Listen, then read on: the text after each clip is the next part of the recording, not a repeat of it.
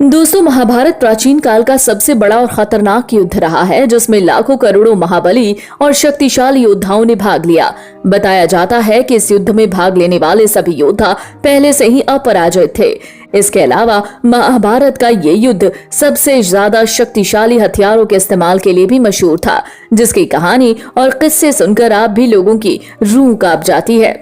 लेकिन दोस्तों, क्या आप जानते हैं कि महाभारत के युद्ध में अपनी शक्तियों और सर्वश्रेष्ठ अस्त्रों के साथ नजर आए इतने महान योद्धाओं में से सबसे शक्तिशाली योद्धा कौन थे? नहीं जानते ना?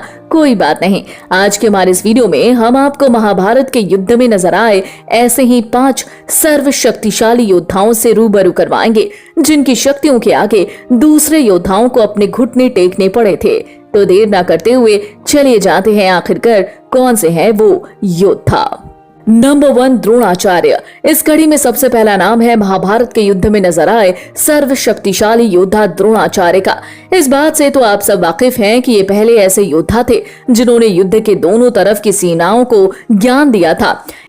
यही नहीं बल्कि इनके पास हर तरह के अस्त्र को चलाने का ज्ञान प्राप्त था, जिनमें नारायण अस्त्र, पाशुपतास्त्र, ब्रह्मास्त्र भी शामिल है। इसलिए तो युद्ध में द्रोणाचार्य को कभी सीधे पराजित नहीं किया जा सकता था, जिसकी वजह से श्री कृष्ण ने भीम से कहकर एक अश्वत्थामा नाम के हाथी को मरवाया और चारों तरफ ये खबरें फैला दी कि अश्वत्थामा मारा गया।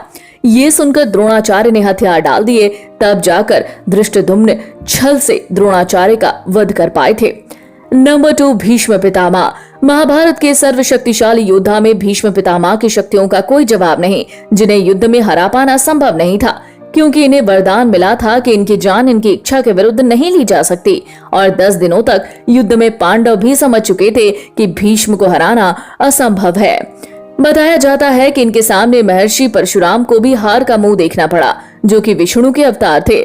तब शिखंडी को आगे आकर अर्जुन ने भीष्म पर सैकड़ों बाण दागे थे और भीष्म तीरों के बिस्तर में फंस गए। तब इन्होंने अपनी मर्जी से अपना देह त्याग दिया। नंबर 3, अर्जुन। जी हाँ, महाभारत के युद्ध में शक्तिशाली योद्धा के रूप में अर्जुन को भी जाना जाता है। कहते हैं कि अर्जुन के पास कई अस्त्रों का ज्ञान था। जब अर्जुन को चुनाव का मौका दिया गया कि वो कृष्ण की नारायणी सेना को चुने या स्वयं निशस्त्र कृष्ण को, तो उन्होंने कृष्ण का चुनाव किया। ये महाभारत का सबसे बड़ा निर्णय था, क्योंकि भगवान श्री कृष्ण के चुनाव से अर्जुन की शक्तियां और भी ज्यादा बढ़ गई थीं। यही नहीं बल्कि अर्जुन महाभारत के उन उम्दा योद्धाओं में से एक थे जिन्होंने अकेले दम पर कौरवों की आधी से ज्यादा सेना को मार गिराया, जिनमें भीष्म और कर्ण भी शामिल थे। नंबर 4, भगवान श्री कृष्ण। आज भी जब प्राचीन काल के इस युद्ध के सर्वशक्तिशाली योद्धाओं का नाम लिया जाता है, तो सबसे पहला नाम भगवान श्री कृष्ण का आता है, और वो इसलिए क्योंकि ये इस युद्ध के सर्वशक्तिशाली योद्धा थे। कहते हैं कृष्ण भगवान विष्णु के अवतार थे, जिन्होंने महाभारत के युद्ध में कोई भी हथियार इस्तेमाल नहीं किया। सिर्फ अपनी रणनीति से ये कई महान योद्धाओं को मात दे पाए। यही नहीं बल्कि ये इतने सर्वशक्तिशाली योद्धा थे कि अगर श्री कृष्ण हथियार उठा लेते तो ये सिर्फ अपने सुदर्शन चक्र से कौरवों की पूरी सेना का विनाश कर देते, क्योंकि कृष्ण के सामने कोई भी योद्धा अमर नहीं था, जिन्होंने अर्जुन को अपना विराट रूप भी दिखाया था। नंबर 5, कर्ण। जी हाँ, महाभारत के बड़े और खतरनाक युद्ध में शामिल हुए सर्वशक्तिशाली योद्धाओं में एक नाम कर्ण का है। कहते हैं दानवीर कर्ण को इनके कवच और कुंडल के साथ कभी भी हराया नहीं जा सकता था, इसलिए पहले छल से कर्ण के कवच कुंडल का त्याग करवाया गया। पर इसके बाद भी युद्ध में कर्ण से जीतना बिल्कुल आसान नहीं था।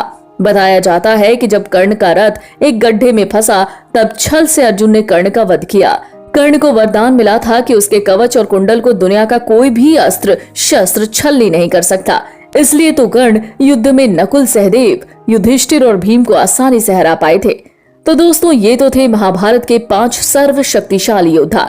वैसे इस कड़ी में आप महाभारत के और किन किन अभिनेताओं के नाम शुमार करना चाहेंगे? आप हमें कमेंट बॉक्स में कमेंट करके जरूर बताएं। साथ ही ऐसी और तमाम रोमांचक खबरों को जानने के लिए हमारे चैनल को सब्सक्राइब करना ना भूलें।